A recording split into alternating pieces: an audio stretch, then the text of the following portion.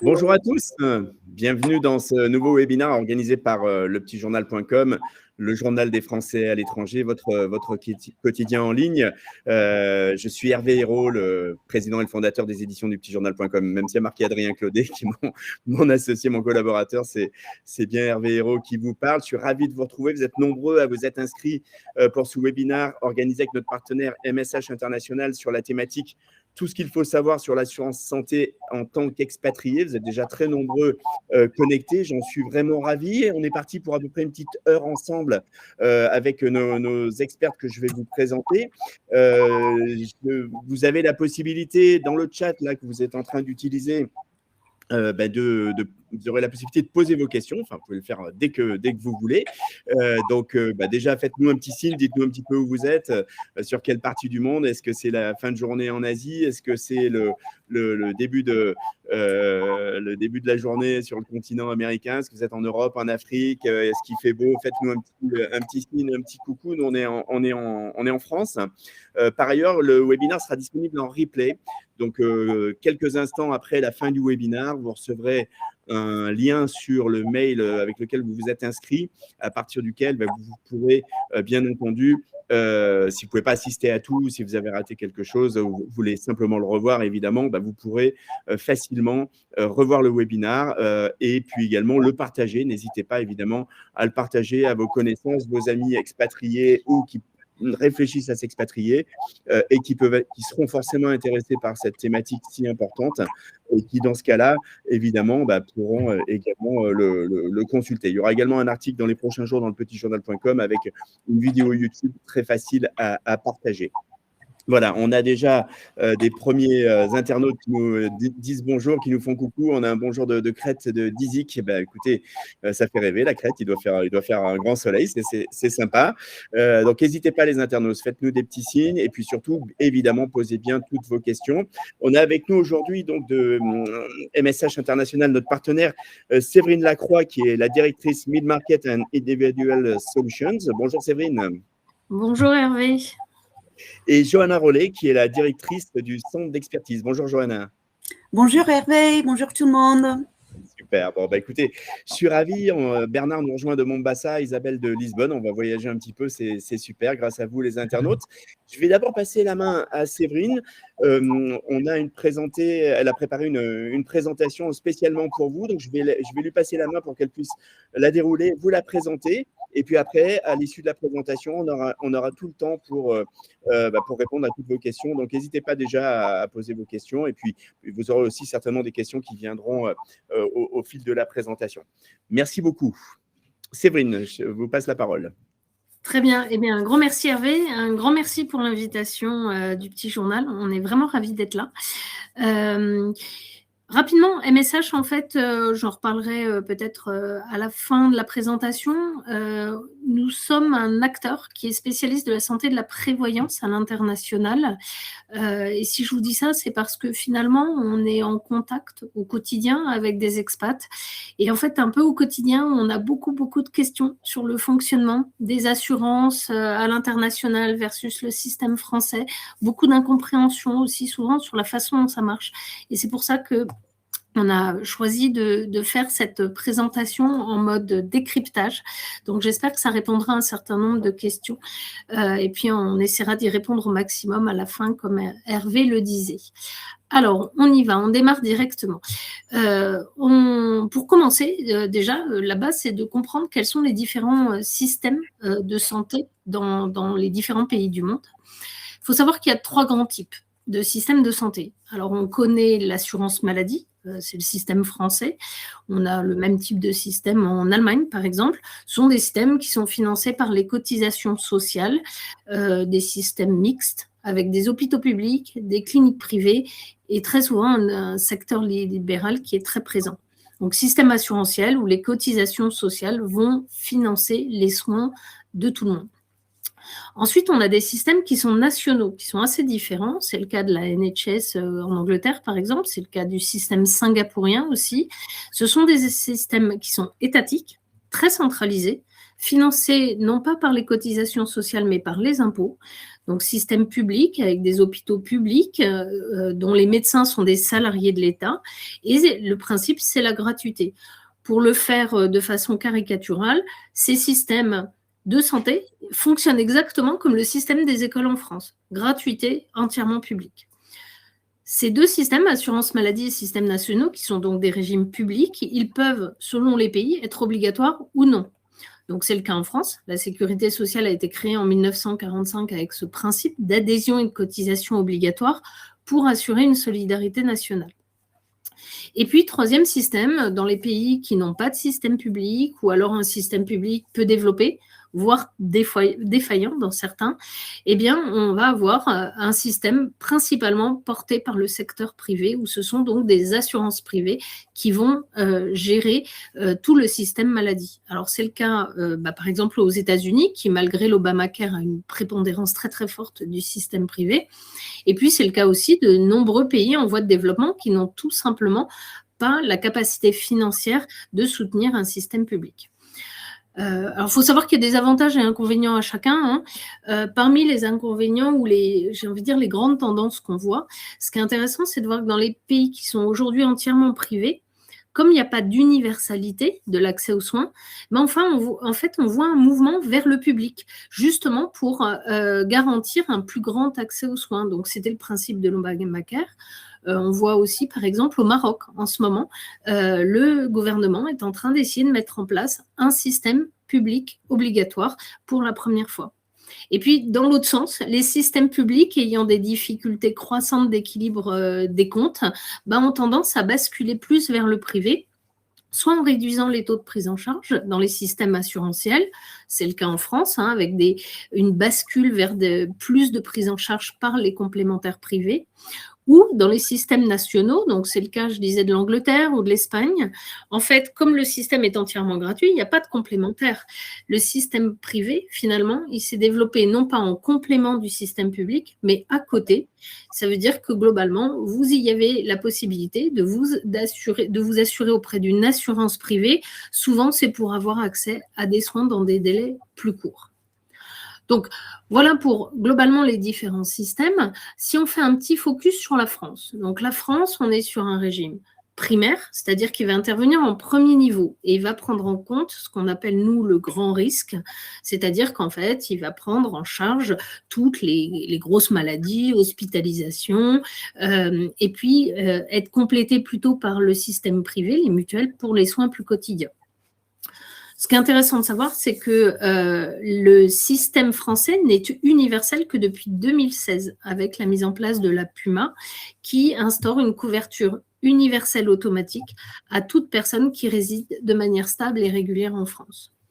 Alors, je ne vais pas revenir sur les grands principes du système français, puisque les soins sont pris en charge à un certain pourcentage. Ce qu'il faut retenir, c'est que plus finalement la pathologie est grave et importante, plus la sécurité sociale prend en charge. Donc, les médicaments très coûteux, irremplaçables, les hospitalisations sont mieux prises en charge que les auxiliaires médicaux de type kiné, orthophoniste, etc. Ce qui est important de savoir, c'est que donc la sécurité sociale en France prend en charge près de 80% des soins. Et ça, c'était en 2024. En 2023, l'année d'avant, c'était 3 points de moins. Ça veut dire qu'en fait, la part de la sécurité sociale, contrairement à ce qu'on pense, augmente. Et elle augmente notamment du fait du vieillissement de la population. Comme la population vieillit, les pathologies plus importantes, plus graves, augmentent en pourcentage. Donc, en France, on a une sécu qui prend 80% des frais. Donc, la complémentaire ne prend qu'une toute petite part des frais. Et non seulement elle prend une toute petite part des frais, mais on est dans un des pays où les coûts de la santé sont les moins chers au monde. Donc, on a les honoraires médicaux les plus bas d'Europe. On a les frais d'hospitalisation parmi les plus bas du monde. Le prix des médicaments est extrêmement régulé. Et donc, la résultante de tout ça, c'est qu'une fois que votre complémentaire a remboursé, eh bien, il reste très peu de reste à charge. C'est parmi le plus bas du monde. Alors, vous allez me dire pourquoi je vous raconte tout ça alors que vous n'êtes pas en France. Parce que j'entends beaucoup de Français de l'étranger souvent comparer ce qu'ils ont en France, ce qu'ils ont à l'étranger par rapport à leurs anciennes mutuelles françaises. Il faut savoir que quand une mutuelle coûte 100, 200, 300 euros par mois, sans même compter que l'employeur peut prendre une partie à sa charge, eh bien, en fait, c'est finalement une réalité très différente de ce que vous allez rencontrer à l'étranger, la France étant l'un des systèmes les moins coûteux, les plus couvrants, tout en étant de qualité. Un exemple, pour vous donner seulement un chiffre, c'est une étude que j'aime bien qui monitore la moyenne des prix des médicaments dans le monde. Alors, sans surprise, les pays occidentaux sont ceux dans lesquels les médicaments sont les plus chers. Les États-Unis, largement numéro 1, à plus de 300% au-dessus de la moyenne. On a l'Allemagne en deuxième position.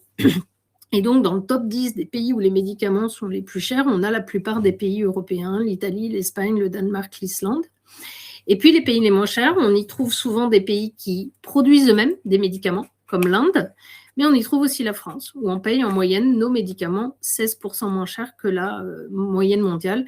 Et ça, en fait, on ne le sait pas vraiment parce qu'on est en tiers payant et donc on ne sait pas combien ils coûtent. La raison, c'est que finalement, on a des pays où les prix sont réglementés, c'est le cas de la France, et des pays où c'est la loi de l'offre et de la demande qui s'applique.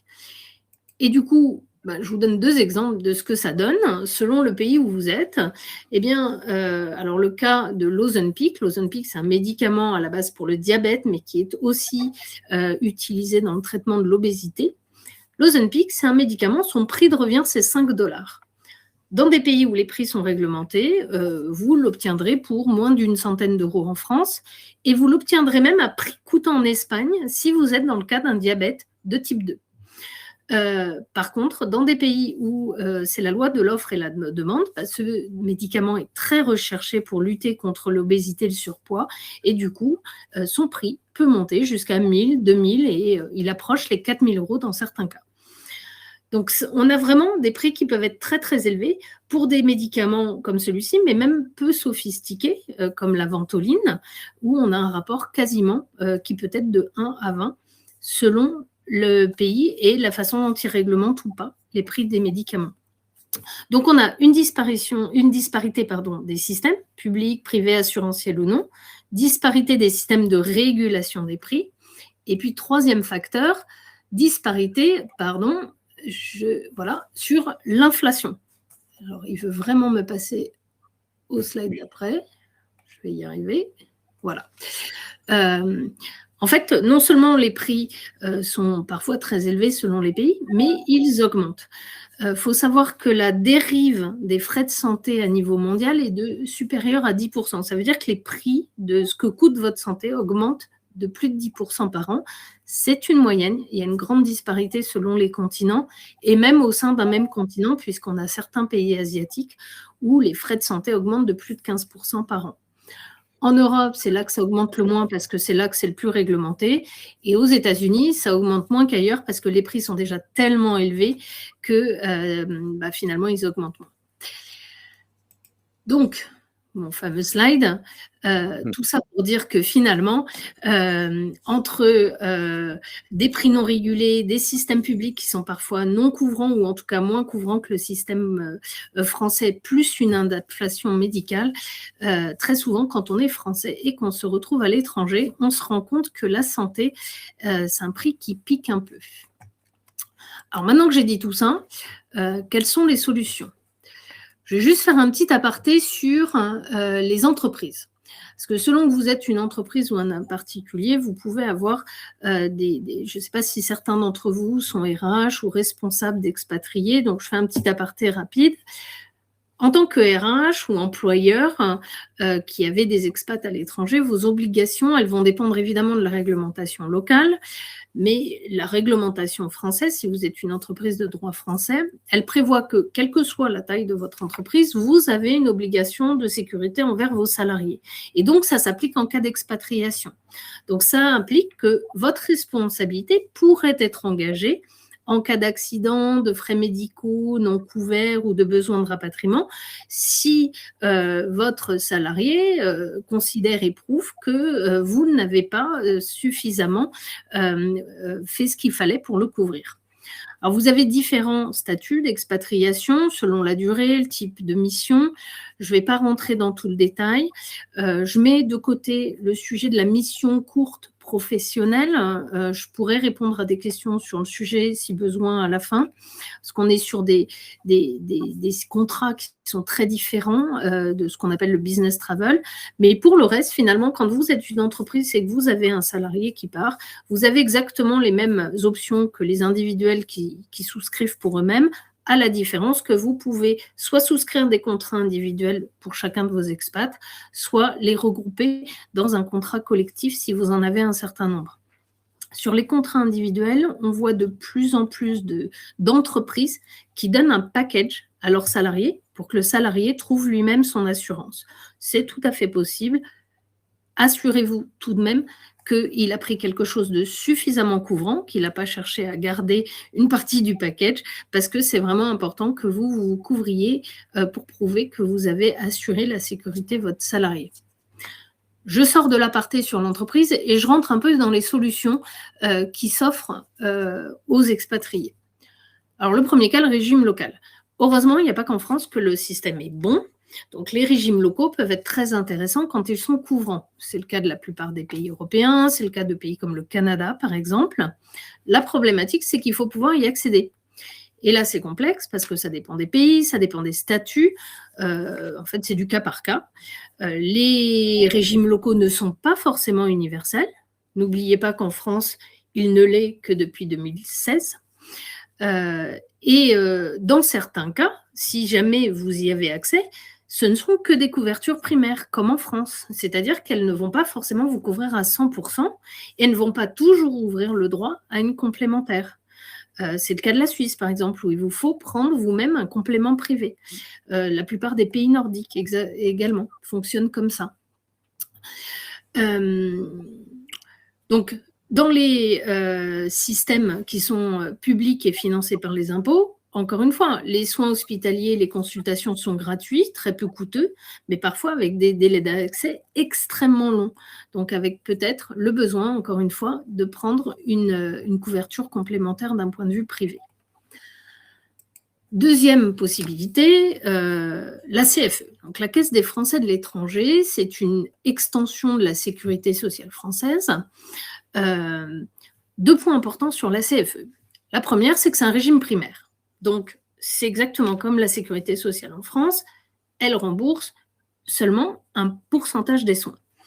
Mais comme elle est basée sur les prix français, ça veut dire qu'elle va couvrir qu'un pourcentage de coûts qui sont non réglementés, donc qui va être encore plus faible qu'en France. En France, je vous ai dit que la sécurité sociale couvrait en moyenne 80% des coûts. La CFE, c'est bien moins. Donc, au final, il faut vraiment regarder parce que globalement, vous allez avoir un certain nombre de cas où ça va être très bas. Je vais vous donner un exemple. Coût d'une appendicite, un peu partout dans le monde. Donc, vous avez le Sénégal qui n'est pas très cher, à 2 000 €. Ça peut monter jusqu'à 25 000. Alors, ce sont des moyennes aux États-Unis. Pour comparaison, en France, une appendicite, ça coûte entre 1 500 et 3 000 €. On va dire un peu plus de 2 000 € en moyenne. La part de la CFE, elle va dépendre du pays et d'une certaine classification. Donc, vous voyez que dans les pays où c'est le plus cher, là, vous avez Singapour ou les États-Unis, elle va prendre en charge que 19% du coût. Quand dans des pays plus élevés, elle peut aller jusqu'à 67%, mais vous avez un reste à charge quand même qui peut aller de 660 €, donc là, dans mon exemple du Sénégal, à plus de 20 000 € aux États-Unis. Et encore une fois, à titre de comparaison, en France, eh bien, en fait, en moyenne, vous allez avoir un reste à charge pour votre mutuelle à 300 €. Donc, j'insiste beaucoup parce que on rencontre souvent des personnes qui ne comprennent pas, c'est-à-dire que globalement, qui ne comprennent pas qu'en France, vous allez prendre une mutuelle pour ces 300 €, donc à l'étranger, ce sera beaucoup plus. Donc, pensez vraiment à compléter la CFE, sinon vous aurez des restes à charge qui peuvent monter très très vite. Au-delà de la CFE, dernière possibilité, donc l'assurance privée. Alors l'assurance privée, elle peut être soit en complément de la CFE ou d'un régime local, soit ce qu'on appelle au premier euro, c'est-à-dire qu'elle va prendre en charge le grand risque. Elle va être là pour prendre en charge, par exemple, un cancer. Rappelez-vous, en France, c'est pris à 100% en charge par la sécurité sociale. Ça peut vite coûter plusieurs millions quand on est aux États-Unis, par exemple. Et bien ici, c'est votre assurance privée qui va prendre en charge ces coûts-là. Alors, elle peut être locale ou internationale. Si vous prenez une assurance privée locale, ça va avoir un fonctionnement local de complémentaire. Donc, les soins seront pris en charge uniquement dans votre pays d'expatriation, mais l'avantage, c'est qu'elle saura vraiment faire du complément de caisse locale. Une assurance internationale, comme nous, MSH, on ne sait pas forcément faire ça, c'est-à-dire qu'on est incapable, enfin c'est extrêmement complexe, de se connecter à tous les systèmes de type Amélie du monde entier. Donc ça, finalement, si vous voulez vraiment une complémentaire à un régime local, une assurance locale fonctionne très bien. En revanche, selon où vous habitez, vous pouvez vouloir vous offrir la capacité de vous faire soigner ailleurs. On a par exemple des personnes des malades de longue durée, veulent pouvoir rentrer en France pour faire soigner près de leurs proches. On a aussi beaucoup de cas où vous pouvez vouloir vous faire soigner dans un pays présentant de meilleures infrastructures médicales que celui où vous vivez. On a énormément de personnes qui veulent pouvoir se faire soigner à La Réunion quand ils habitent à Madagascar ou en Malaisie s'ils habitent en Indonésie, etc. Une assurance internationale, elle peut également prendre en charge votre rapatriement dans votre pays d'origine. Donc, c'est vraiment l'avantage principal. Pour vous donner un exemple qui date de la semaine dernière, j'ai eu par exemple le cas d'un monsieur âgé, habitant au Maroc, qui présentait un anévrisme de l'aorte, donc avec un besoin d'une opération assez urgente. Au Maroc, on lui proposait une opération avec ouverture thoracique. Vu son état de santé et son âge, on avait un taux de chance de survie de l'ordre de 20%. En fait, on lui a trouvé un spécialiste en France avec une méthode très spécifique et 3000 opérations à son actif avec des taux de survie très élevés. Et donc, son assurance internationale a servi à ça. Ça ne veut pas dire que le Maroc a des mauvais hôpitaux, loin de là. Ça veut dire qu'en fait, on a pu le faire prendre en charge dans un pays où, en l'occurrence, il avait un fort taux de survie. Et donc, on a pris en charge tous ces allers-retours préopératoires, opératoires et post-opératoires. Donc ça, c'est à ça que ça sert. Les avantages, donc je vous l'ai dit, c'est vraiment la première base, c'est le remboursement, donc la prise en charge de vos soins, que ce soit la part sécurité sociale ou la part mutuelle, si je compare avec la France. Ça peut être aussi en complément de la CFE. Très souvent, elles vont beaucoup plus loin, c'est-à-dire qu'elles vous offrent conseils, accompagnement, parce qu'elles connaissent les réseaux médicaux un peu partout dans le monde, et elles peuvent vous donner accès à un réseau médical et faire du tiers payant dans votre pays d'expatriation. Donc ça, c'est un vrai avantage, j'en reparlerai tout à l'heure. Et puis, j'ai parlé rapidement aussi du fait qu'elles peuvent organiser votre évacuation ou rapatriement dans un autre pays pour être soigné de façon plus adéquate si nécessaire. Alors ensuite, je voulais faire un petit focus sur, c'est un peu mon dada, sur l'assurance, comment ça marche. Alors, revenir un peu à la base de ce qu'est un contrat d'assurance. Il faut savoir que l'assurance, ça a été créé au XIIIe siècle. Et à la base, ça n'a rien à voir avec la santé, puisque le première assurance qui a existé, c'est de l'assurance maritime. En fait, finalement, c'est au moment où les grandes expéditions ont commencé à se monter pour faire du commerce à travers le monde, que finalement les armateurs avaient recours à des prêteurs. Et puis, ces prêteurs ont commencé à dire « Mais oui, mais si le navire fait naufrage, je veux pouvoir quand même être remboursé. » Et donc, à ce moment-là, les armateurs se sont mis ensemble et ont créé le système de l'assurance qu'on peut résumer de façon assez basique, c'est un système de pot commun. Donc, c'est un pot commun qui a pour but, chaque armateur met au pot commun et le pot commun sert à rembourser un bateau s'il fait naufrage. Ce principe, il fonctionne que s'il y a deux conditions. Et ces deux conditions, elles restent aujourd'hui dans tous les principes d'assurance. La première, c'est ce qu'on appelle le risque homogène. C'est-à-dire si on a 5 armateurs qui se mettent ensemble dans le pot commun, mais que parmi eux, il y en a un qui a un bateau en très mauvais état avec des trous dans la coque, eh bien le reste de ce qu'on appelle la mutualité risque de ne pas être d'accord. Ou alors, ils vont lui demander de participer plus au pot commun. Ça, c'est la première chose. Il faut que chacun présente un risque homogène. Et le deuxième grand principe, c'est qu'il faut qu'il y ait un aléa. C'est-à-dire que ce n'est pas au moment où votre bateau est en train de couler que vous pouvez dire « Ah, au fait, moi, je veux bien participer à votre pot commun ». Et évidemment, le reste de la mutualité ne va pas être d'accord. Donc, c'est un adage qu'on utilise beaucoup en assurance qui dit « On n'assure pas la maison qui brûle ». Alors, comment ça s'applique dans la santé ? La première chose, et c'est une question qu'on nous pose souvent, pourquoi on me pose beaucoup de questions ? On a des questionnaires médicaux. Et les questionnaires médicaux, ils respectent exactement ce principe d'assurance, c'est-à-dire que le but, c'est d'adapter la participation de chacun au risque qu'il fait courir à la mutualité. Donc, l'assureur va vous demander vos antécédents pour calculer au mieux votre risque et le prendre en compte dans votre tarification. Le but, attention, c'est pas de n'accepter que les gens en bonne santé, c'est important de se le dire. C'est vraiment d'adapter votre participation au risque. Je vais un tout petit peu plus loin dans mon exemple de bateau. Imaginez que j'ai ma mutualité de 5 armateurs et qu'arrivent 10 nouveaux bateaux avec des bateaux en mauvais état. Les naufrages vont évidemment devenir plus fréquents et il va arriver un moment où le pot commun ne va plus suffire. À ce moment-là, tout le monde va devoir remettre au pot. Que vont faire ceux qui ont des bateaux en bon état ? Eh bien, ils risquent de partir ailleurs ou de se refaire un pot commun entre eux ailleurs.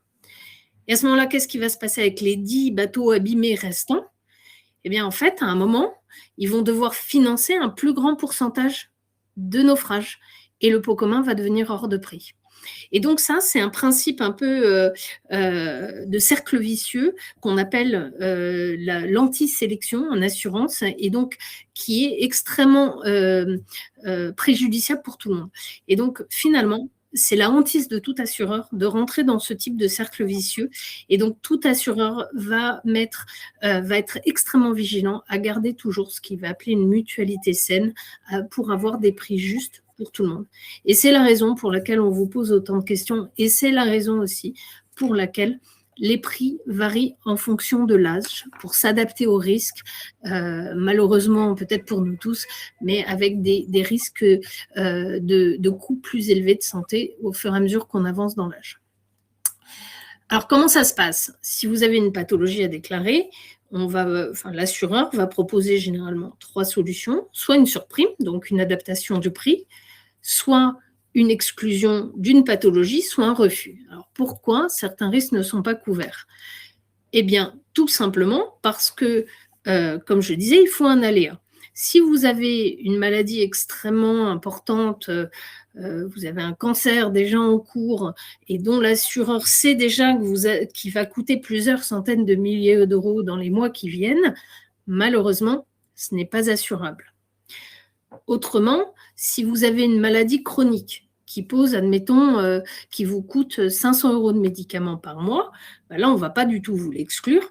Par contre, ne vous attendez pas à payer une assurance moins de 500 € par mois, parce que ça voudrait dire que sinon, ce sont les autres qui payent pour vous. Voilà. Donc, vraiment, c'est important parce que tout est drivé par ces 2 principes de base. Ce qui est important de savoir, c'est qu'une fois, par contre, que vous rentrez dans une mutualité, on a une chance en France, c'est que l'assurance santé individuelle est viagère. C'est-à-dire que vous êtes couvert jusqu'à la fin de vos jours si vous le souhaitez et l'assureur n'a pas le droit de mettre fin à votre contrat. Donc, même si c'est pas comme l'assurance auto, c'est au bout de X accidents, on vous met dehors. En santé, c'est interdit, en tout cas en France. Dans d'autres pays, ce n'est pas le cas et faites très attention si vous prenez une assurance locale. Il y a 2 jours, un monsieur m'a appelé de Chine, un Français, 70 ans, et son assureur lui a dit « bye bye ». Et là, c'est très compliqué de re-rentrer dans une mutualité. Donc, si vous rentrez sur un contrat de droit français, même si vous coûtez des millions à votre assureur, il n'a pas le droit de vous mettre dehors et ça, c'est une vraie protection. Un petit focus rapide. je parle d'assureur. Nous, MSH, typiquement, on est courtier. Alors, on n'est pas assureur. Quelle est la différence? En fait, on ne prend pas le risque financier. Donc, nous, en fait, on négocie avec des assureurs pour le compte de clients. Alors, que ce soit MSH ou un autre, quel est l'intérêt de passer par un courtier? La première, c'est qu'il faut savoir que statutairement, un courtier, et c'est la loi, est considéré comme au service de son client. Contrairement à un agent, si vous allez chez un agent d'assurance, lui, son statut, c'est de distribuer des solutions d'un assureur. Donc, un courtier, il va travailler avec plusieurs assureurs, il va construire des offres et les négocier avec eux.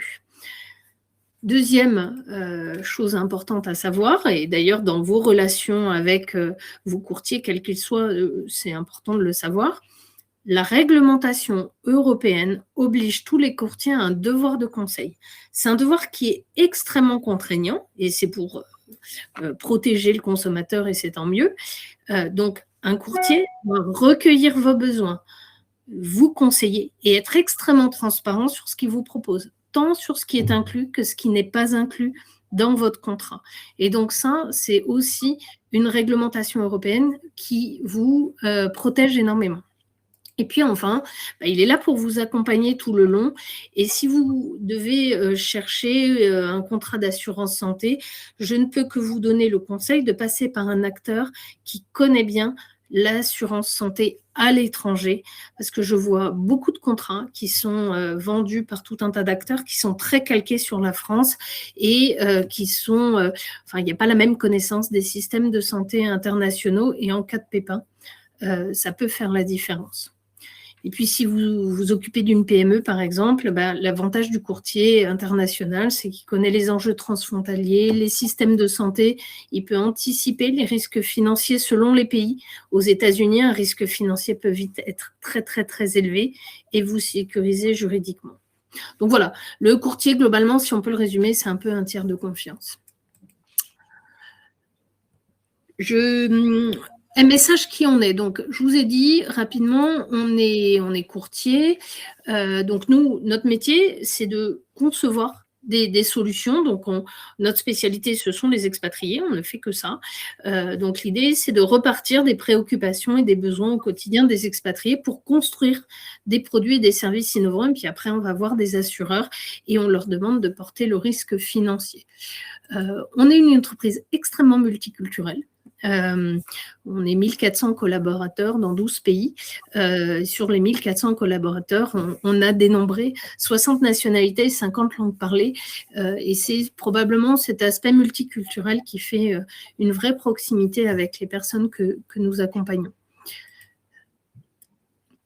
Alors aujourd'hui, nous, on a des solutions pour tout type d'expatriés. On essaye vraiment de couvrir un très, très large spectre, quel que soit votre statut, salarié, entrepreneur, retraité, étudiant, des familles, des binationaux, on nous pose souvent la question, ou des couples mixtes, sans aucun problème, seniors, etc. Notre métier, vraiment notre cœur de métier, c'est la santé. Alors sans aller dans le détail, on a des couvertures extrêmement modulaires pour essayer de s'adapter à tous les cas, comme je vous disais, chacun est un peu particulier. Donc vous pouvez vouloir ne vous couvrir que pour de l'hospitalisation ou alors de la maternité, de la médecine courante, optique dentaire. On peut intervenir en complément de la CFE ou au premier euro. Et puis après, on a tout un tas de combinaisons. Vous pouvez souscrire en dollars, en euros. Il y a des plafonds d'intervention. On peut ajouter, je ne l'ai pas mis ici, mais on peut ajouter aussi des franchises pour réduire le prix de l'assurance. Et puis, on fonctionne par zone géographique en fonction du coût de la santé localement. Ce qui est important, c'est qu'on a une portabilité géographique. Si vous choisissez la zone 3 parce que votre pays d'expatriation est en zone 3, eh bien, vous pouvez vous faire soigner dans n'importe quel pays de la zone 3.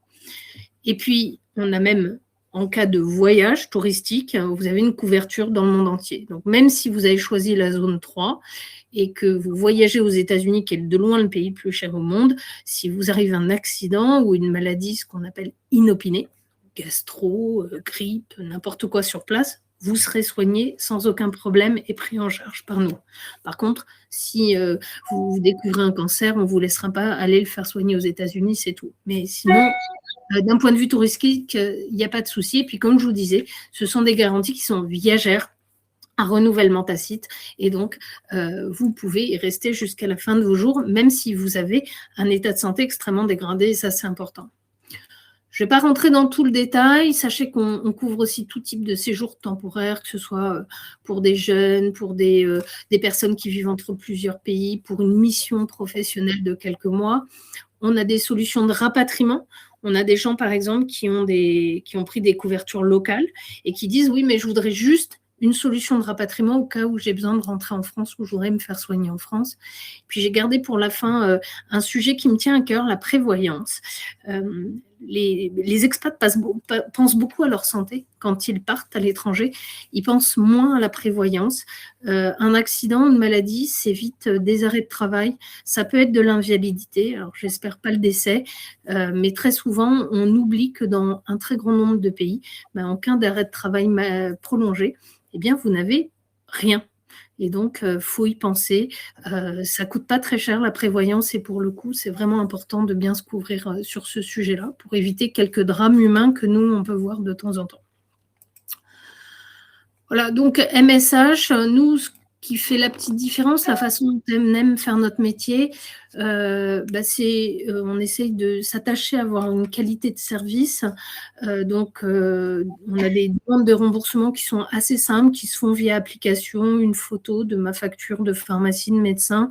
Les remboursements se font, alors on met à 90% sous 5 jours, mais très souvent, c'est beaucoup moins. Et surtout, notre spécialité, c'est vraiment d'avoir médicalisé les services. Donc, dans tous nos contrats, il y a de la téléconsultation complète, c'est-à-dire généraliste, spécialiste, psychiatre et psychologue également. On a tout un service de suivi des maladies graves et des grossesses.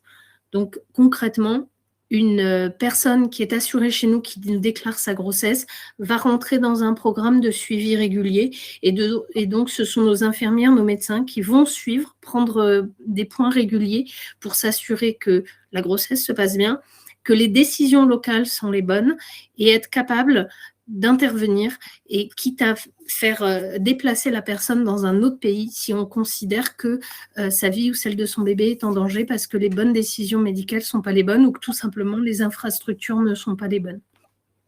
Et puis, on a également des services de second avis médical. Et là, on travaille avec des grandes institutions françaises comme l'IGR ou Rothschild. Ça, tout ça, c'est vraiment ce que je vous disais, c'est vraiment spécificité message.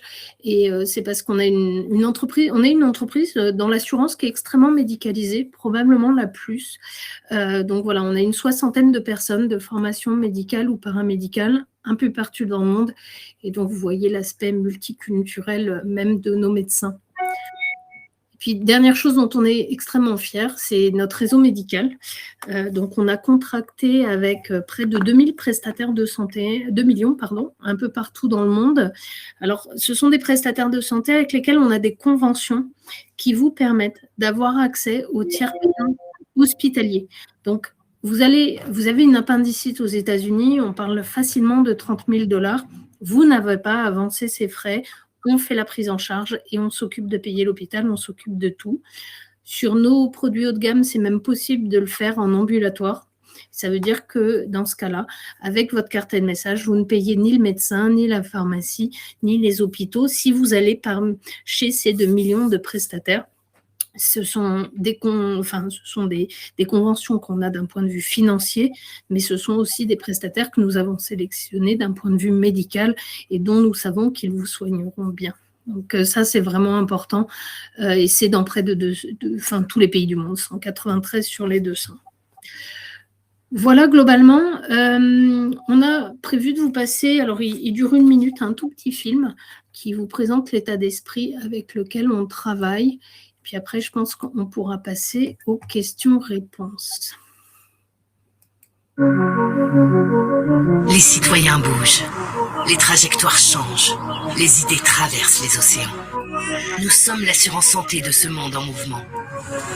En tant que pionniers de la mobilité, nous aimons ce terrain de jeu infini où se croisent des expatriés, des étudiants, des entrepreneurs, des nomades digitaux, des locaux.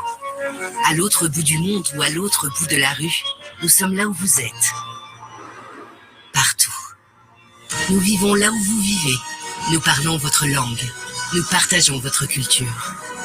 Connectés au meilleur réseau de soins locaux, implantés au plus proche pour vous accompagner au plus près. Nous avançons à votre rythme, selon vos choix et vos horizons, sur place, sur mesure. Nous sommes comme vous, passionnés, indépendants, humains. Nous sommes en mouvement. Votre mouvement. MSH. Health in Motion.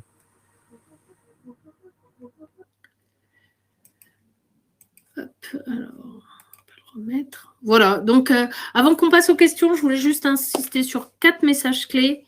1, la CFE, j'insiste, hein, on a cette chance en France, c'est vraiment une super solution, mais elle n'est pas suffisante dans 90% des cas.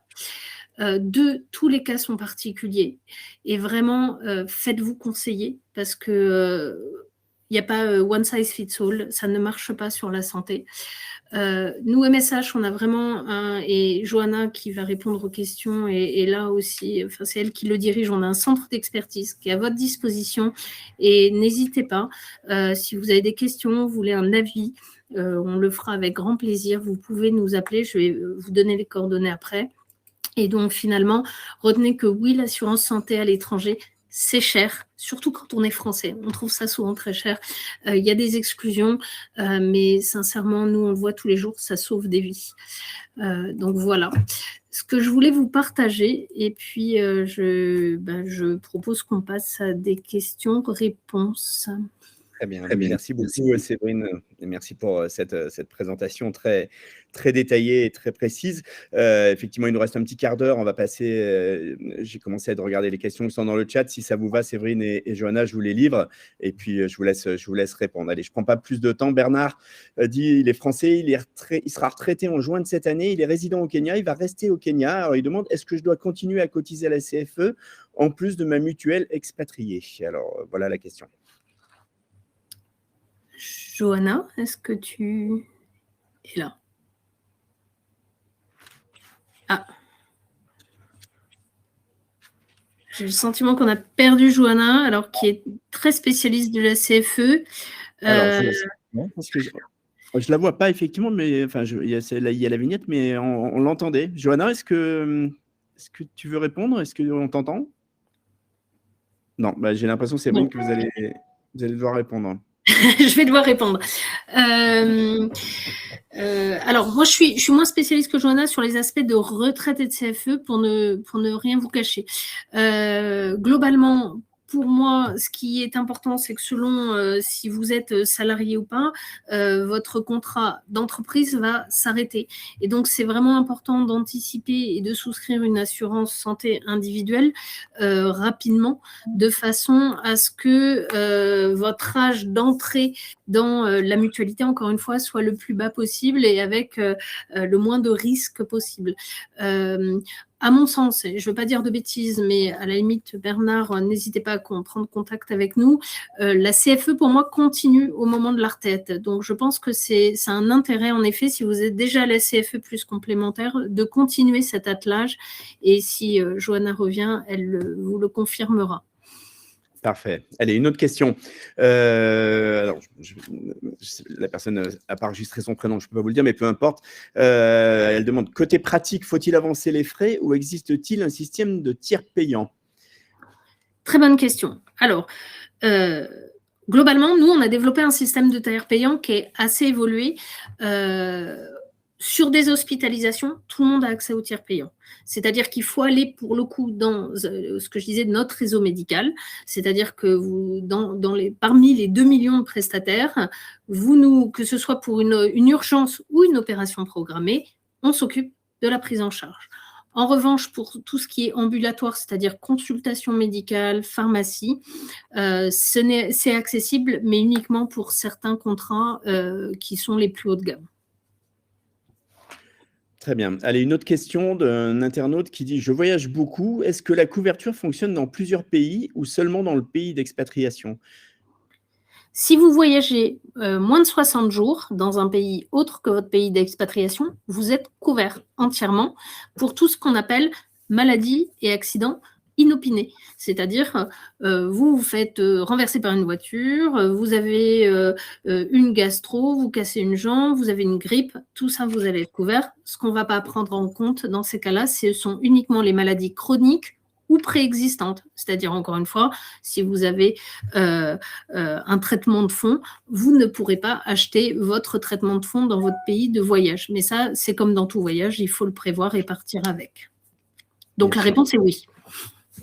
Très bien. Pierre demande, êtes-vous en Thaïlande? Alors, je pense que ce que Pierre veut dire, c'est est-ce qu'il est en Thaïlande? Est-ce qu'il peut souscrire en Thaïlande? Et comment est-ce qu'on souscrit? Est-ce que c'est directement en ligne? Est-ce que expliquez-nous comment ça se passe, Séverine. Très bien. Eh bien, écoutez, si vous voulez un conseil, vous appelez notre centre d'expertise dont les coordonnées sont affichées et ils peuvent le faire pour vous. Et vous pouvez également souscrire directement en ligne sur notre site. Et merci pour la question sur la Thaïlande. Nous sommes en train d'implémenter une antenne en Thaïlande, donc qui sera ouverte courant de cette année. Voilà, j'y suis dans 15 jours. Je serai ravie de vous y rencontrer s'il le faut.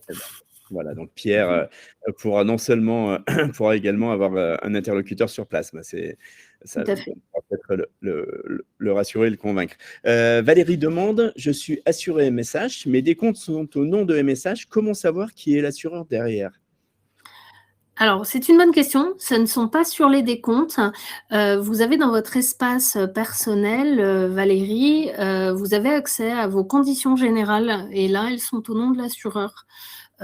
Si vous êtes assuré MSH, je peux vous le dire, il y a de très fortes chances que ce soit le GAN. Très bien, voilà pour la réponse. Alors, je ne sais pas si c'est la même Valérie, oui, je crois, mais du coup, elle a posé une autre question. Elle dit, vous parlez d'une assurance viagère. Comment se passe le retour en France au moment de la retraite? Est-ce que c'est possible de rester assuré MSH et quel est l'intérêt? Alors, malheureusement, ça nous est interdit.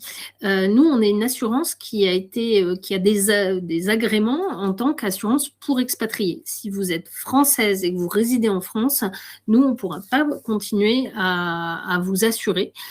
C'est le seul cas d'exception que nous avons et c'est réglementaire. Donc, en cas de retour en France, ce qu'on fait, c'est qu'on vous couvre le temps de la carence pour que vous récupériez vos droits à la sécurité sociale. Et à ce moment-là, nous, on devra, hélas, arrêter de vous suivre. Bien entendu. Alors, voilà, du coup, il me semblait que j'avais une autre question que j'avais vue. Je vais retrouver ça. Attendez, où est-ce que j'ai vu ça? Oui, est-ce qu'une complémentaire est requise quand on est adhérent à la CFE? Ou est-ce que c'est plutôt chaudement recommandé? Alors, ça dépend peut-être des situations. Alors, c'est rarement obligatoire, mais c'est chaudement recommandé, en effet. Encore une fois, comme je vous le disais, le reste à charge que vous pouvez avoir est parfois très élevé. Alors, si vous habitez dans un pays où une simple consultation coûte 10 € et que vous avez 30% à votre charge, vous allez vous dire que ce n'est pas forcément très grave, mais pensez à ce qui peut arriver le jour où vous avez besoin d'une grosse hospitalisation. Donc, moi, je recommande chaudement de compléter la CFE. Bien sûr. Une question de Mélanie qui demande, assurez-vous les expatriés aux Émirats Arabes Unis? Complètement. On les assure et on a même un très grand nombre d'expatriés aux UAE. Donc, n'hésitez pas si vous voulez des conseils spécifiques sur votre situation. D'accord, très bien. Écoutez, allez les internautes, posez vos dernières questions. On arrive bientôt au terme de ce webinaire. Je vois que Johanna est revenue. Je ne sais pas si ça marche, Johanna, si on t'entend. Hello everybody, bonjour tout le monde. Je suis navrée, un petit souci technique, donc oui, j'ai pas pu répondre à vos questions. Séverine, j'imagine que vous avez pris ma place et répondu comme il faut, mais n'hésitez pas, Chloé va mettre mes coordonnées dans le chat et je vous invite, s'il y a vraiment des questions spécifiques concernant votre situation, je serai ravie de vous conseiller et répondre à toutes vos questions. Donc, désolée encore. Johanna, pendant que tu étais déconnectée, confirme s'il te plaît ou pas ce que j'ai dit. Une personne qui est à la CFE demande si une fois en retraite et elle reste dans son pays d'expatriation, on conseille qu'elle reste à la CFE et qu'elle garde le même attelage CFE plus complémentaire. Tu confirmes? Oui, c'est pas une obligation, mais c'est un conseil de rester avec le CFE. Si vous êtes déjà affilié à la CFE, il faut mieux continuer à cotiser à la CFE pour bénéficier de la protection sociale, de sécurité sociale française. Et surtout, si cette personne décide de rentrer en France définitivement, faut mieux avoir le CFE pour justement récupérer le droit à la sécurité sociale lors de son retour en France. Je précise quelque chose puisque j'ai cru voir passer la question. On propose en effet MSH une gestion unique CFE MSH. Donc ça veut dire que globalement vous nous envoyez vos factures. Nous on va vous régler les deux parts, la part CFE et la part MSH, et on se débrouille nous de se faire rembourser par la CFE. Donc ça vous permet d'avoir une gestion beaucoup plus fluide et de ne pas avoir à envoyer, recevoir vos décomptes et nous les faire suivre ensuite. Très bien. Alors, il y a une question, une dernière question concernant, avez-vous des remarques particulières, conseils sur la Roumanie? J'imagine que c'est un pays où également vous pouvez assurer sur la Roumanie. Alors, l'idée, c'est pas peut-être de détailler là tout de suite, mais j'imagine que c'est un pays sur lequel vous pouvez travailler. Complètement. Oui, c'est un pays à lequel les frais médicaux est considéré plus cher que les frais médicaux en France. Donc, ce sera intéressant d'échanger avec cette personne-là pour bien comprendre ses besoins et voir quelle sera la solution la mieux adaptée. Mais en effet, oui, la Roumanie fait partie de la liste des pays à laquelle le message est en position de couvrir. Pas de souci. Très bien. Je vous livre aussi la question de Bernard, mais qui rejoint un peu celle-là, parce qu'on se rend bien compte que selon les pays, selon les cas de chacun, c'est très individualisé. Et du coup, la question de Bernard est MSH peut-il fournir du conseil? Donc, je pense que c'est une des premières choses que vous fournissez, en fait, Séverine, Johanna. Nous sommes un centre d'expertise, donc tout à fait. On est là pour conseiller chaque personne, parce que comme vous avez dit, chaque personne chaque cas est spécifique. Donc il faut vraiment prendre du temps pour bien comprendre la situation, notamment le pays d'expatriation, l'âge de la personne, le niveau des garanties souhaitées, et voir quelle est la solution la plus adaptée, une assurance locale ou une assurance internationale. Donc tout ça, c'est du conseil. Complètement. Et j'irais même jusqu'à, on nous pose souvent la question, est-ce qu'il vaut mieux CFE plus MSH ou MSH seul au premier euro? Eh bien, ma réponse est, ça dépend. Et là encore, voilà, contactez-nous.